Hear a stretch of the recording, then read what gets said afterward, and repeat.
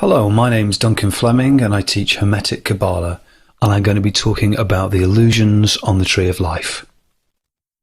So the Tree of Life is a system that represents the whole of reality as a living organism.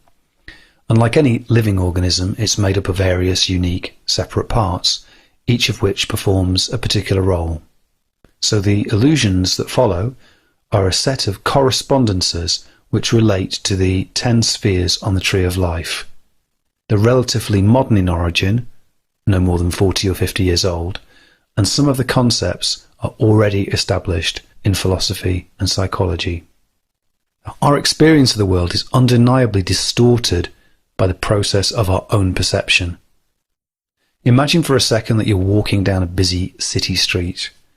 There's far too much happening in all the hustle and bustle for you to be completely aware of everything that's going on. And although only a thin sliver of the overall totality of what's happening in the street ever gets through, still a great deal of raw, unprocessed information is reaching your nervous system via your sense organs. And out of that very great mountain of information, only a small amount is going to pass into the threshold of your conscious awareness. And this is the point at which you might begin to notice and describe what's happening to yourself, converting all of that information into more or less recognizable chunks. And out of these chunks of recognition, you might then begin to interpret and describe to yourself what is happening and weave it into a kind of internal narrative.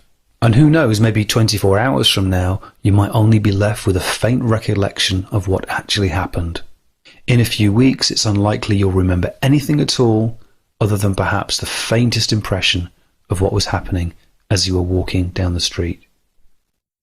So we're limited by the structure of our own very highly specialized nervous systems. And at each successive level of abstraction or taking away from the whole of reality, new distortions are introduced. And that's not to say that our experience of the world is entirely made up of illusions, but just that distortions in our perception brought about by the process of abstraction are fairly inevitable. If we were driving a car and all the dials on the dashboard were providing incorrect information, we would be very likely to run into trouble. So it's really in our own interest to remove as much of the distortion and illusion from our lives as possible.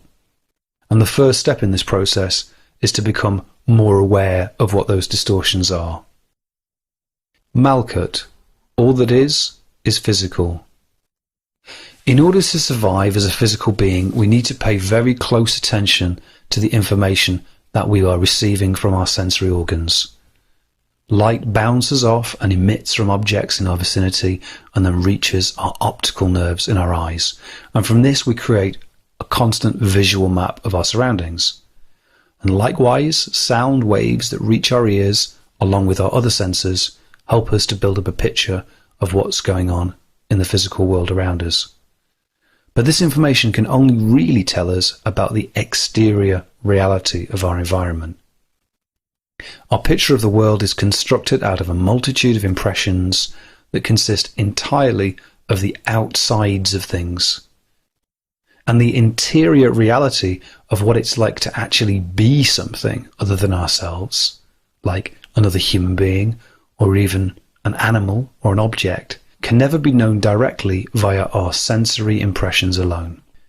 The scientific method, being a systematic empirical study of the physical world built up over several centuries, has definitely helped us to stay warm, to be healthy, comfortable, and even to stay entertained and amused, and we owe a great deal of our well-being to science and technology. But it's worth making a distinction between the scientific method, which works on the assumption that there is a real knowable world out there that rational beings might be able to agree on, and a more formal kind of scientific realism which goes quite a bit further in making very bold claims about the actual ontological status of external reality. Scientific realism can be seen as being in very sharp contrast to those idealistic philosophies that claim we're really living in a world of mere illusion and apparition, and that the universe is essentially immaterial and just a construct within mind. So we've got two extreme views. In one extreme view, only the external world as known to us through our senses is recognized as being real. And in the other extreme view, only the inner world of conscious awareness is considered to be real. But of course, there's less dualistic ways of looking at life that recognize the validity of both the inside and the outside of reality, and we can look at these later. One danger in believing simply that the world described by science is the real world is that it tends to substitute the ineffably complex reality of what's actually going on with a consensus view that's made up of a bunch of commonly accepted working theories about what's going on. And likewise, it's rarely useful or even possible for scientists to examine the phenomenology, the inner experience of the world. We might be able to hook somebody up to brain imaging apparatus while they're meditating and see perhaps unusual neurological activity. But again, that's just looking at the outside of things.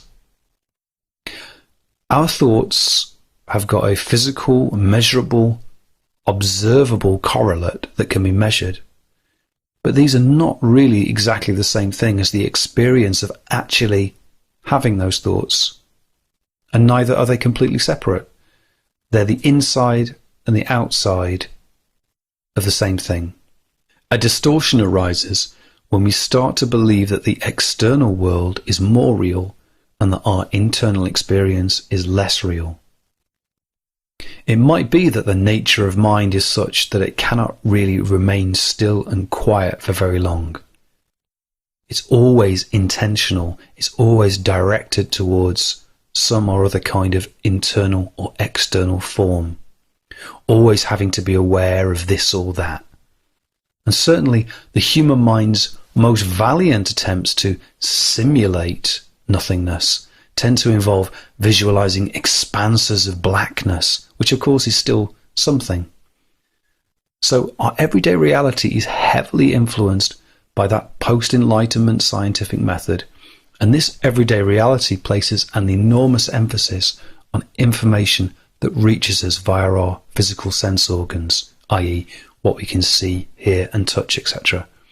Even when this involves using sophisticated measuring devices or ultra-powerful microscopes, for instance, it's still ultimately preoccupied with looking at the outside of things, how they appear as objects in the physical world. Introspection has taken an increasingly backseat role in the pursuit of knowledge in comparison with advances in, say, neurology and brain science. If a person reports that they've had an experience that contradicts consensus reality, then a scientific, logical response would be to place the burden of proof on those persons or that person to devise some kind of reliable experiment which can repeatedly and reliably demonstrate that that consensus reality is wrong. And of course, this level of scientific rigor makes it virtually impossible to demonstrate proofs for internal experiences which are of a numinous or a spiritual or a transcendental nature. That vast tower of multi-dimensional reality collapses down into a single-story dwelling where we fall prey to the illusion that the only reality is physical reality. Many people are convinced that consciousness itself is just an epiphenomenon, an accidental byproduct of those chemical processes going on in the wetware of our brain. Traditional Kabbalah has got a term for when reality becomes devoid of inner meaning and just appears to be a meaningless array of outer experiences. And that term is klipot, which means empty shells. And this ultimately is the danger of the illusion of Malkut. When we end up living in a world of empty shells, where everything has an outside, but we can't believe that there's really anything there on the inside. And of course, there is the opposite illusion, that of spiritual idealism, where we might believe that the physical world is a complete illusion and that we're entirely made up of mind stuff. So our challenge then is to discriminate between the real and the unreal and get to grips with the hard and heavy realities of the physical world. Ultimately, we can't bypass the lessons of our physical incarnation. We keep waking up in our bodies over and over again. We have to take care of our physical needs and look after our bodies.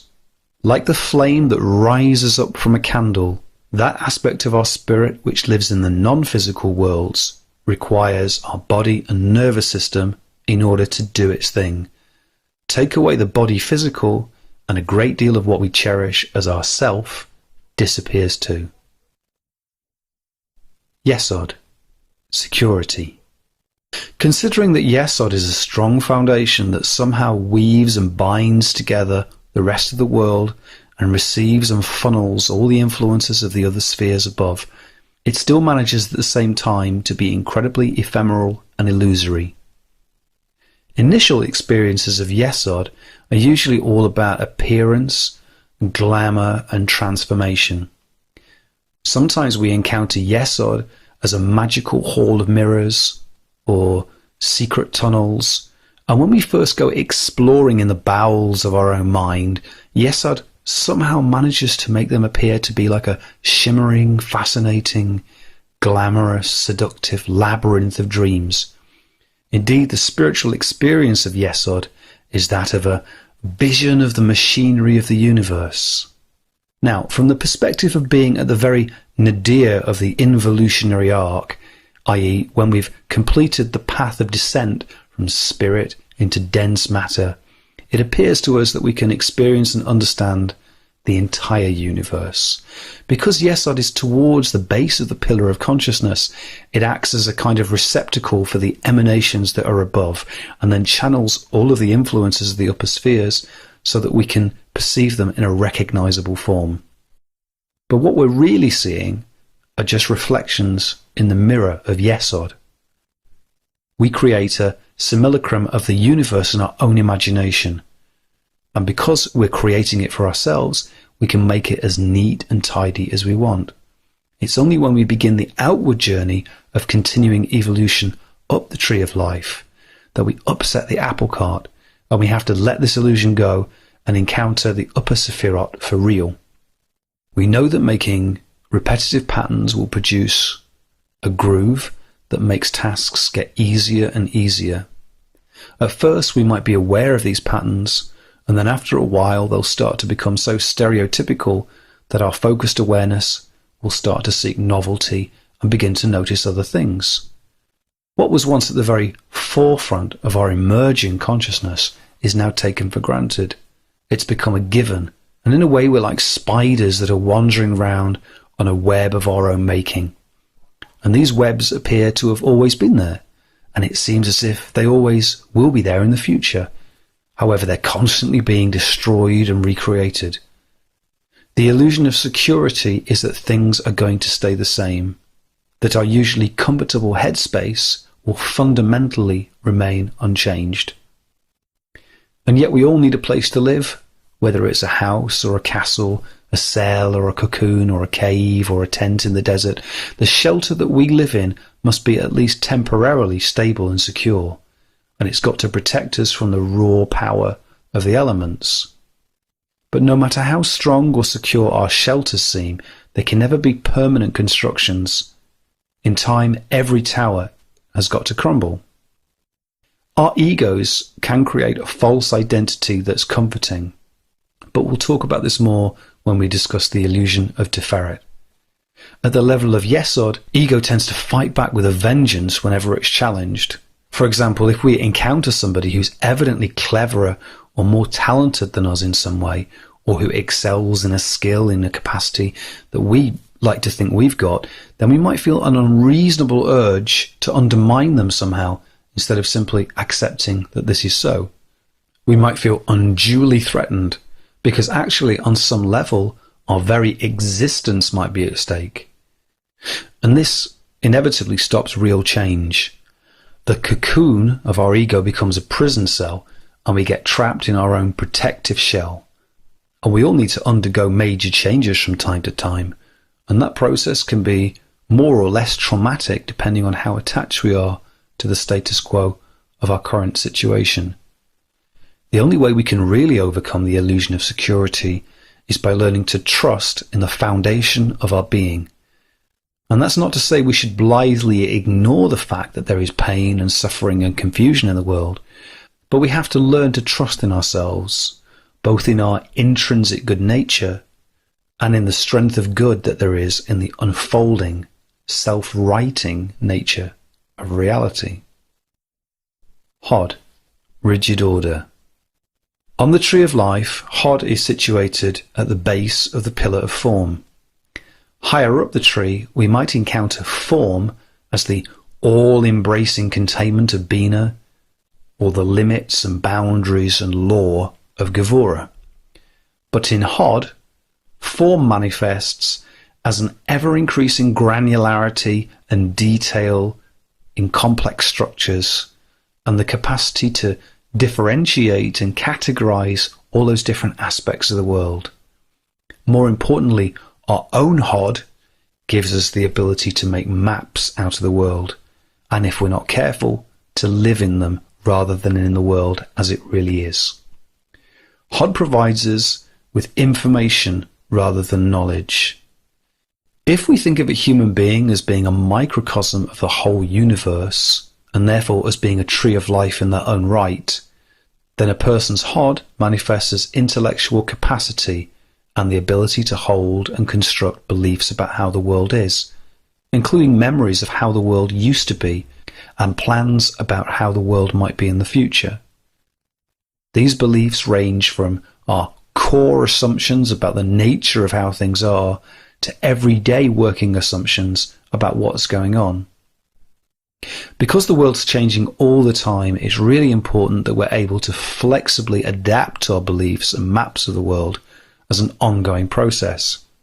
When we don't have personal experience of something, we tend to look to established forms of learning for answers, i.e. in books and libraries, and from established authorities such as university professors or the sages of antiquity.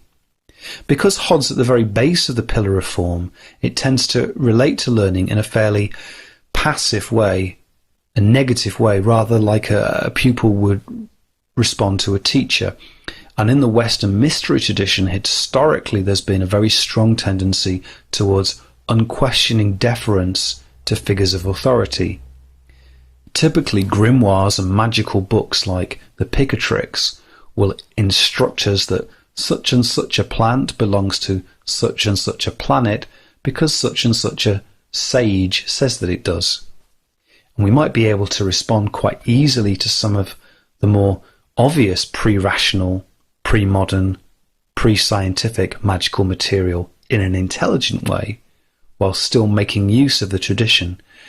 But far more insidious and difficult to tackle are the root assumptions about the fundamental nature of reality that we've received from our tradition. Without wanting to remove the core sense of design and purpose in the world that underpins Hermetic Kabbalah, it is based on some ancient teleology that might need to be developed further in order to integrate it with more recent developments in our understanding of the world. So, a few more thoughts about mapping. Maps don't show absolutely every detail about the territory that they represent, but rather only those things that are relevant to the map's purpose. A good map is a deliberate act of abstraction. So we need to be conscious abstractors, aware of the nature and purpose of the maps that we're creating. The illusion of Hod is that of rigid order, and partly this is about getting mixed up between our representation of reality and the reality itself, and then believing that when reality contradicts our own internal map, the reality must be wrong. Some so-called rational people can have very fixed beliefs which are actually irrational. One's ideas can get calcified over time, just like stone, and become rigid.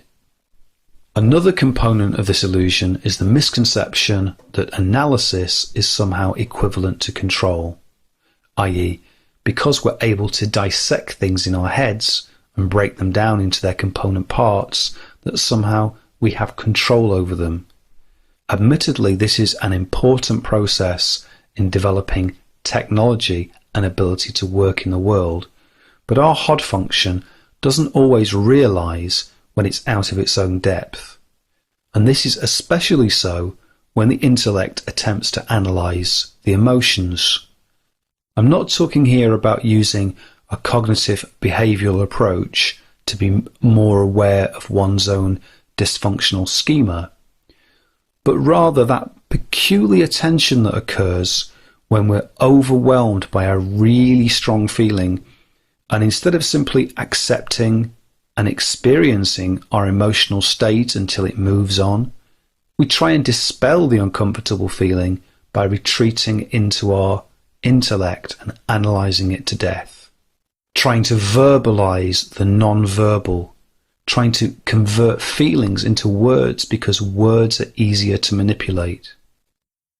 What is this that I'm feeling? What's the reason for this? There must be a reason. I must understand the process. Again, the illusion of HOD occurs when we believe that by relentlessly analysing something, we can have some kind of control over it.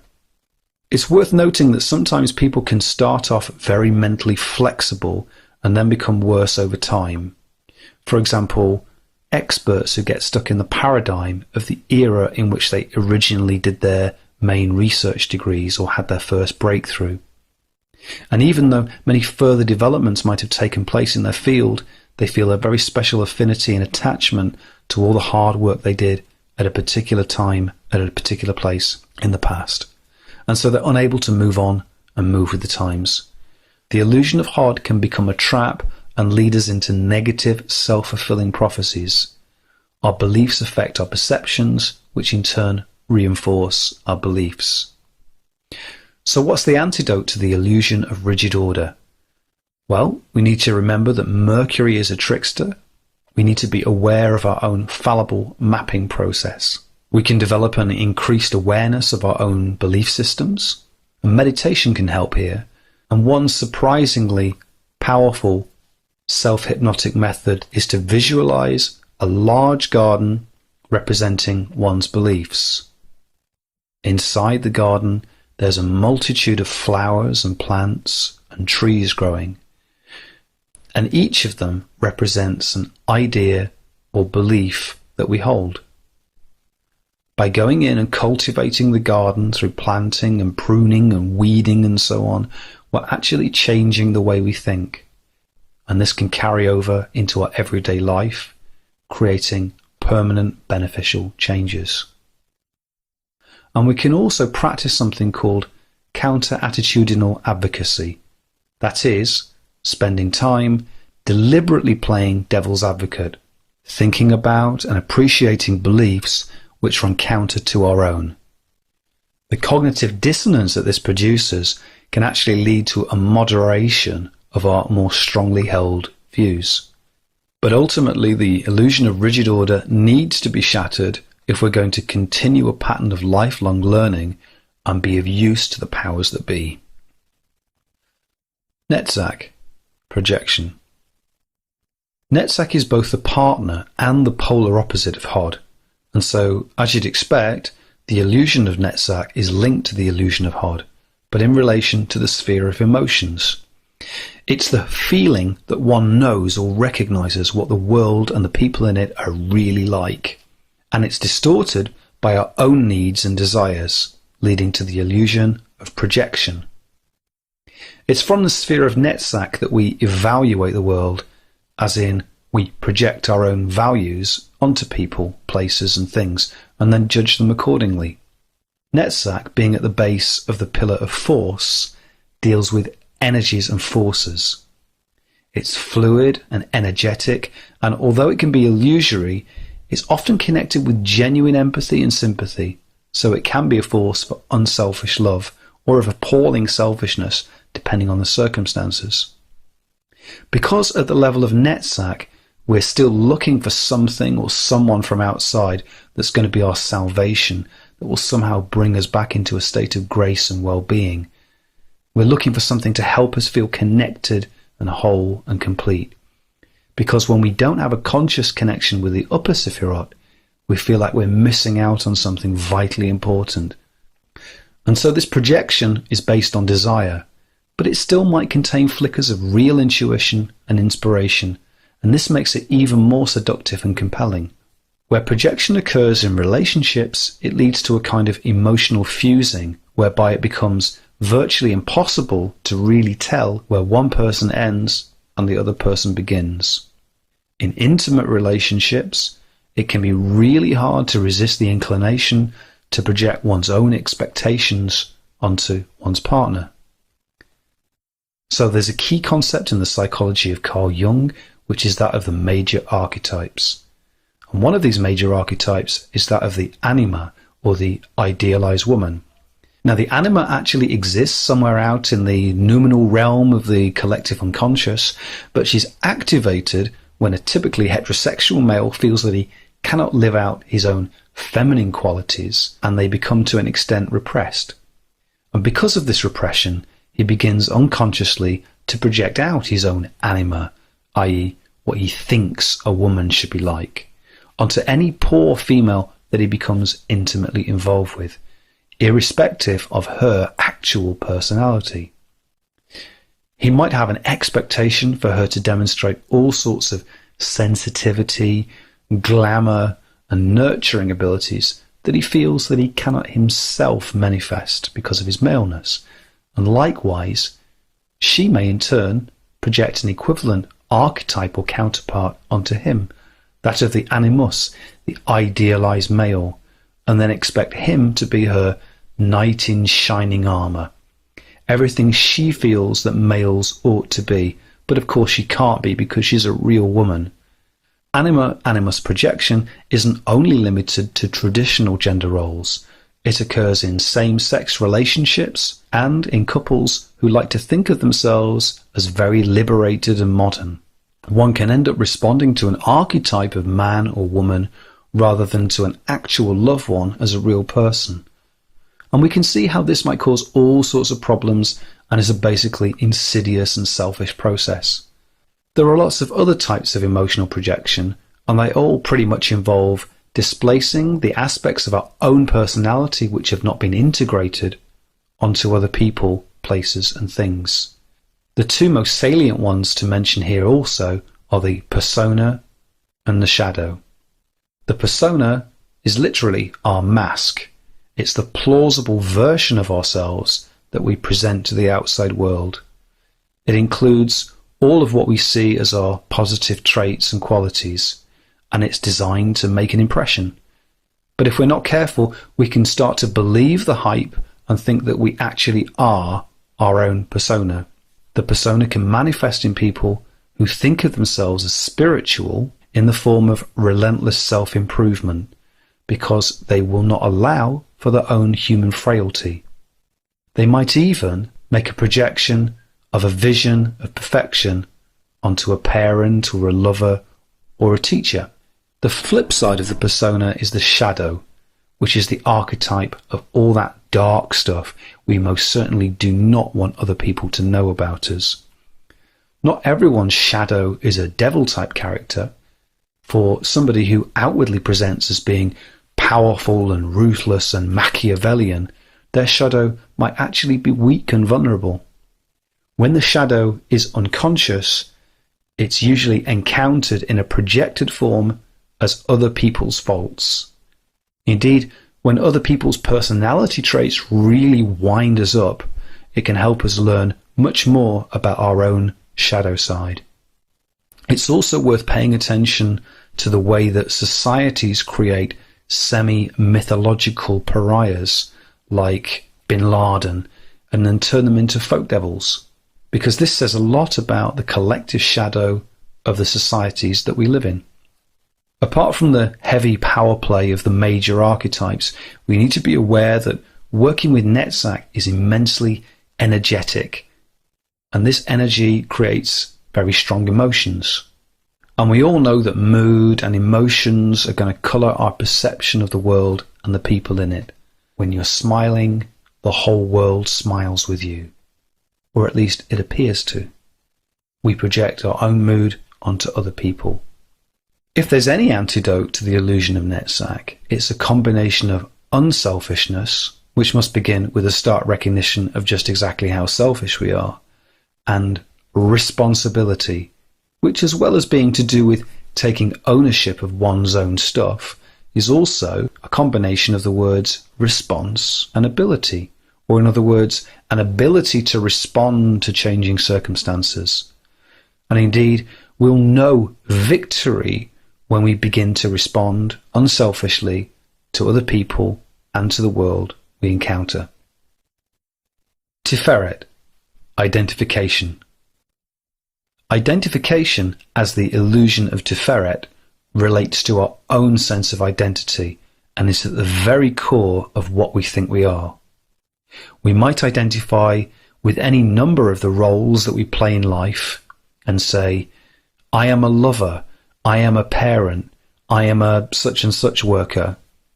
And our other identifications might be slightly more aspirational, such as, I'm an artistic genius, or I am the king or the queen of the witches. Some self-identifications can even be negative and debilitating. For example, I am a failure, I am a bad person. We might also identify with our body, with our dreams and imagination, with our beliefs, or with our feelings. But these things are all liable to change. So at some level, identifications are a cocktail of emotion, belief, imagination, and behavior that all really belong on the lower part of the tree of life, but which we attribute to our real self in Tiferet.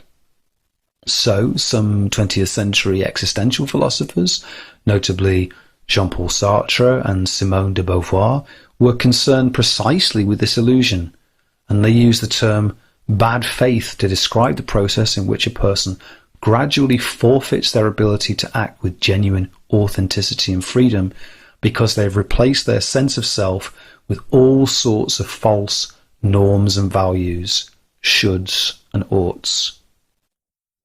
Now, any attempt to remove the props of the false self will inevitably be met with much resistance because it can be extremely painful and difficult to confront the potentially abysmal sense of emptiness at the center of what we are. In fact, when the false self is dismantled, it can even lead to a kind of existentialist collapse for somebody who doesn't have any genuine connection with spirituality. And by spirituality, I most definitely do not mean religiosity or faith in other people's faith. This is about having an intimate and simple connection with reality itself in however limited a way. It's an awareness of that all-containing nothingness in which you, me, and everything that there's ever been is happening.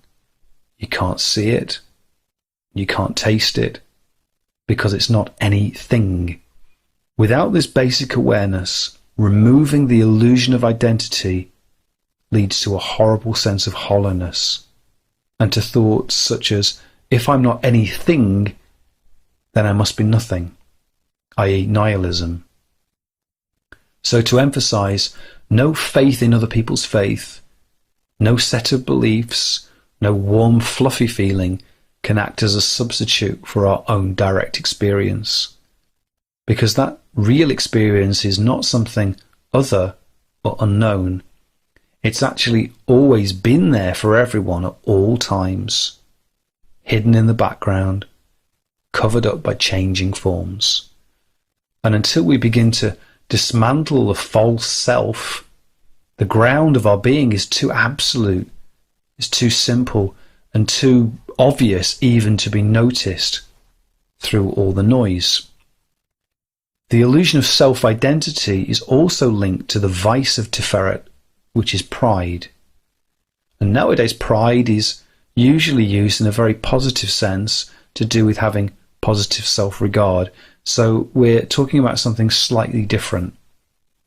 I suppose we're all fairly good at something in life, even if it takes us half of our life to figure out what that is. And a lot of our life's achievements might actually be due to outside factors such as our genetic makeup, our family upbringing, our environment, community, where we grew up. And yet we tend to attribute our positive achievements, such as our material wealth, career success, and any particular skills that we've got, like eloquence or physical strength, as being somehow innate personal qualities that are just part of the inner us.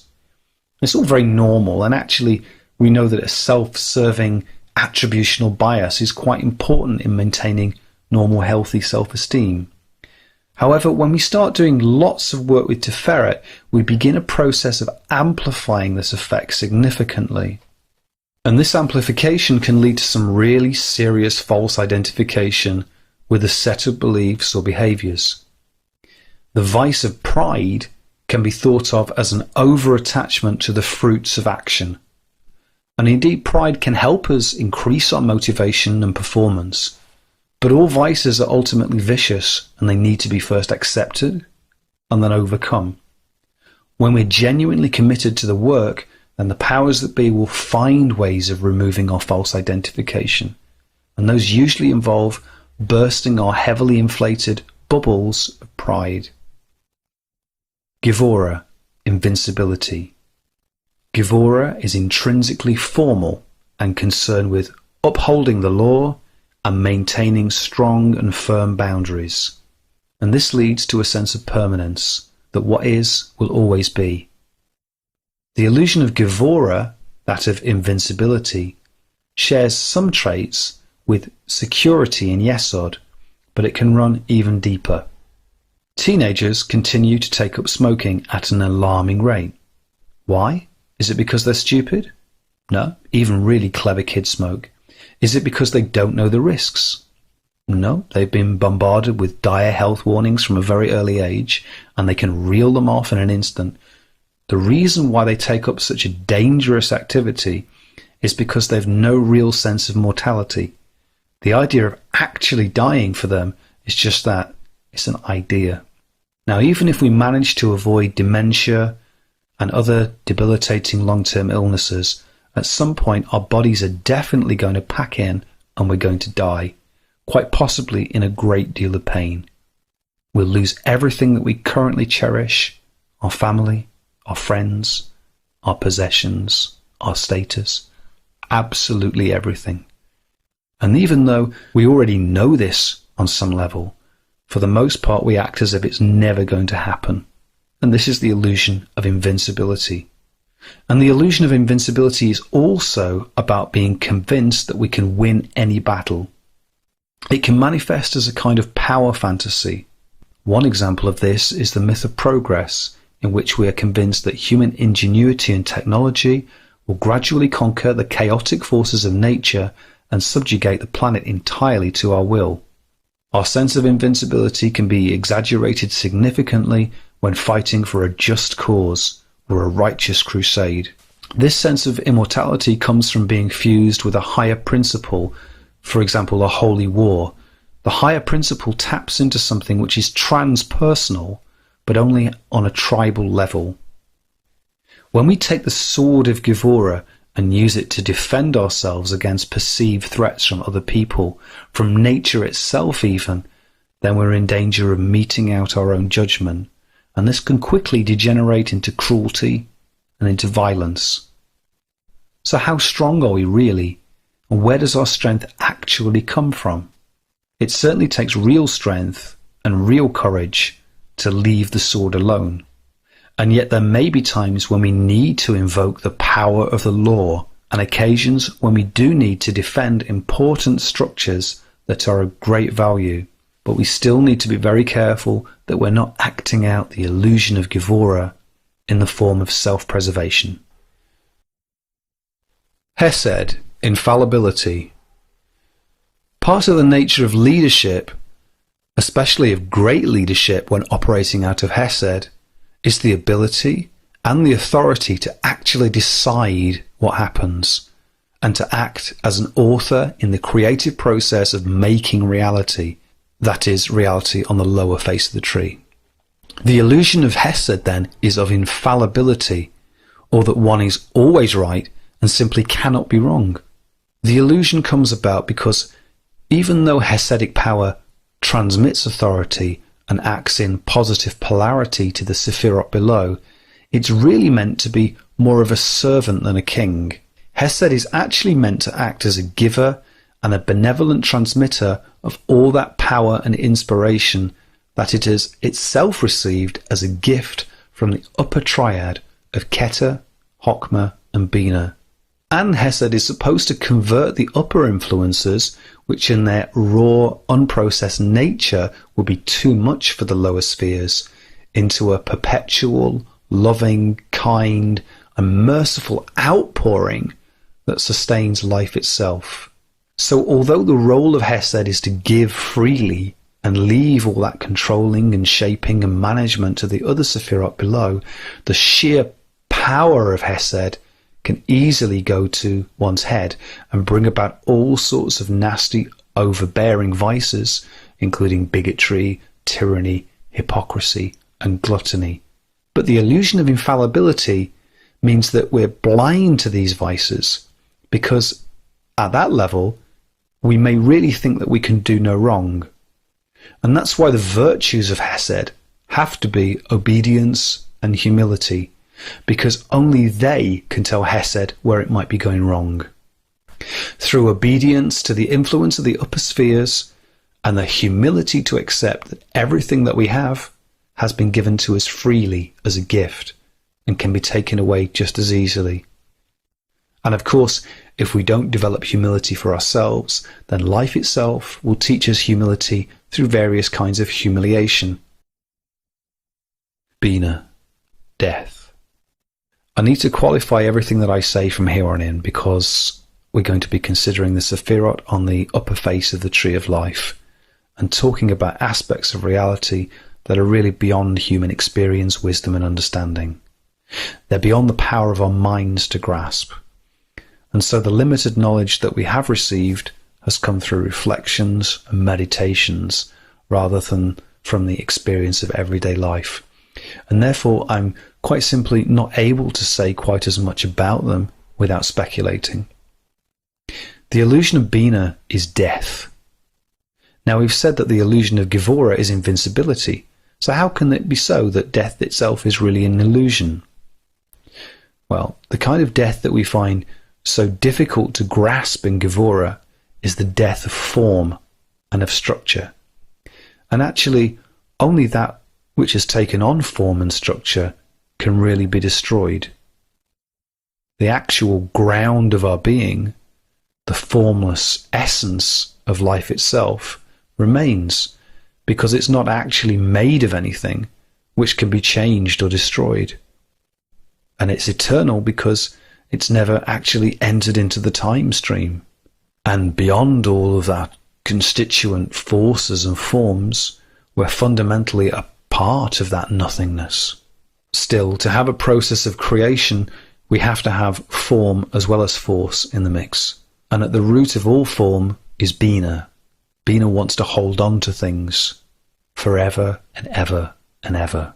The spiritual experience of Bina is that of the vision of sorrow, in which we encounter the divine as a dark and sterile mother, or as a black and bitter sea. And eventually we all have to completely embrace the experience. Bina is represented by symbols of containment, like the coffin, the chalice, and the womb. And anything that is placed inside them undergoes a complete transformation. From the level of anything below Bina, i.e. from Hesed downwards, this is going to be a kind of death, because nothing will ever be the same ever again. There will be a complete loss of all that form and structure that we got used to. But from the position of Bina, it's going to be an experience of gestation, and because of that, death is an illusion. Chokmah, independence. Much lower down the tree of life, at the level of personality and ego, independence can be of great virtue. It can give us the ability to respond and think and act as individuals without being held back by a herd mentality or by our own negative patterns. But in Chokmah, we're way beyond all that. Chokmah emanates directly from Keter, the crown, which is the singular point of all creation. And because it emerges directly from Keter, Chokmah is able to see God face to face, so to speak, and can experience complete at-one-ment with the crown of unity, overcoming any illusion of separation. And yet Chokmah has two faces, one looking to God, and another which, as the Father of the universe, looks upon Bina and the rest of the tree, and in doing so pours out all of the force that seeds the universe. And it's from this aspect of Chokmah from which the illusion of independence springs. Because in the act of instigating the process of creation comes the initial split, comes the beginning of duality and the forming of an I-thou relationship with all that is. This is the beginning of the illusion of separation or independence. And although this illusion is way up there in Chokmah, it resonates with us humans down here too. We have to learn over and over again that we're never really truly independent or separate from the powers that be, and that we're continually being guided and directed by spirit in everything that we do. Keter, attainment. So finally there's the illusion of Keter, which is that of attainment, or that there will ever be an ultimate end goal, a point in which we will have done everything possible and creation will be perfect and complete. Although perhaps the aspiration of attainment is not a bad thing in itself, in the same way that ancient mariners might navigate by a star, knowing that they would never really reach it. Every civilization, including our own, has myths and stories about a heaven of perfection and rest, or a nirvana, a complete cessation of experience. And these myths might even refer to temporary states of consciousness, where we could rest in nothingness for a while, but we can't live there forever. In some traditions, there are even stories about spiritual beings that are there to help the recently deceased in their experience of the afterlife. Because sometimes people will get trapped in a place they imagined was a heaven, a place of ultimate attainment. But why do we keep coming back for more? Why do we keep doing this to ourselves over and over and over again, despite all the growing pains, the confusion and the suffering that seem to always accompany manifestation? Life has a phase of activity, and then it's followed by a phase of rest, and then another phase of activity. Just like the in-breath and the out-breath, just like the summer and the winter, just like life and death. Neither is permanent, and there doesn't need to be a final destination, and there doesn't need to be an ultimate purpose, other than the unity and the sanctity of life itself. It just is what it is.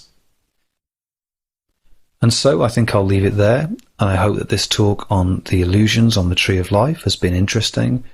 If you'd like to know more about Hermetic Kabbalah, then visit our website at www.rockwax.org.uk.